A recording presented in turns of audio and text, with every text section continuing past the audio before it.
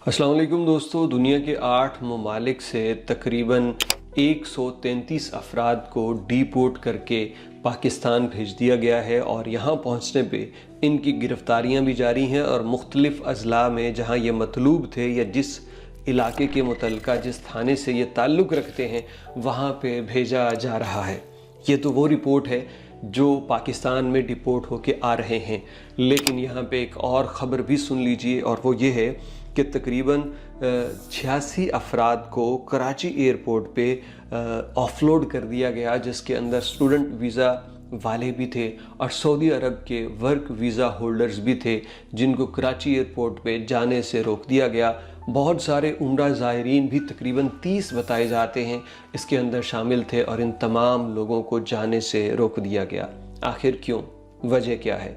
तो वजह जनाब अली ये है कि ये वो तमाम लोग थे जिनके डॉक्यूमेंटेशन में, जिनके सफरी दस्तावेज़ात में कोई ना कोई खामी थी, किसी की कोई चीज़ जाली थी, किसी के पास ख़र्चा नहीं था और किसी के पास जनाब अली कोई ऐसी शक की वजह थी या इमिग्रेशन में उसके मामलात थे कि इन लोगों को सफ़र नहीं करने दिया गया। पहले तो वो जो डिपोर्ट होके आ रहे हैं तो वो भी अब सुन लें कि जो पहले निज़ाम होता था ना, डिपोर्ट हो गया और यहाँ आके घर मज़े करो, अब ये नहीं है।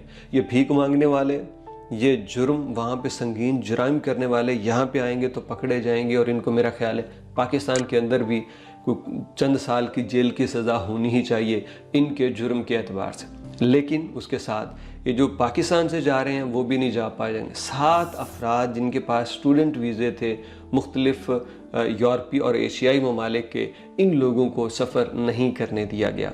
इसके अलावा 30 उम्रा ज़ायरीन थे जिनके पास होटल बुकिंग और उम्रे के लिए मुनासिब अखराजात पास नहीं थे और ये जा रहे थे। मुझे ये बताएं, ये कैसे मुमकिन है कि एक बंदा उम्रे पे जा रहा है और उसके पास वहाँ खाने पीने और इतने दिन रहने के लिए मुनासिब खर्च ना हो? कोई बंदा ऐसा करता है? जिन लोगों के प्यारे उम्रे पे जाते हैं वो उन्हें कम से कम कोई 2-2, 3-3 हज़ार रियाल उन्हें चेंज करवा के देते हैं कि ये आप वहाँ पे खर्च कीजिएगा। लेकिन ये कौन लोग होते हैं ज़्यादातर जिनके पास पैसे नहीं है? उनका ये टिकट लो, रिहाइश भी नहीं है, वहाँ पहुँचो, वहाँ जाके मांगना शुरू कर दो, पहले ही दिन 2-3 हज़ार रियाल वो कमाई करके हमारे हाथ में होंगे। ये वो लोग हैं। लेकिन इसके साथ साथ वर्क वीज़ा वालों की खबर भी आई है कि सऊदी अरब जाने वाले वर्क वीज़ा होल्डर्स को रोक लिया गया है।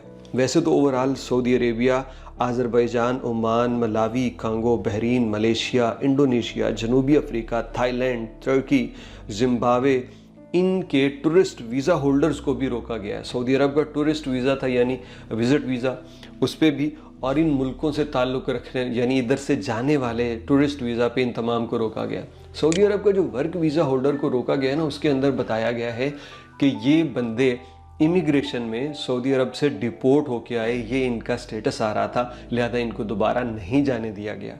पहले क्या था कि सऊदी अरब में पहुंचने पे किसी का कोई मसला है डिपोर्ट या हरूब तो वो पता चलता था। अब सिस्टम को इतना अपडेट कर दिया गया है कि यहाँ पाकिस्तान से ही फ्लाई नहीं करने दिया जा रहा, क्योंकि उनको पता है कि ये वहाँ से डिपोर्ट होके आए थे, ये ब्लैक लिस्टेड है वहाँ पे, लिहाजा उनको सफ़र नहीं करने दिया गया।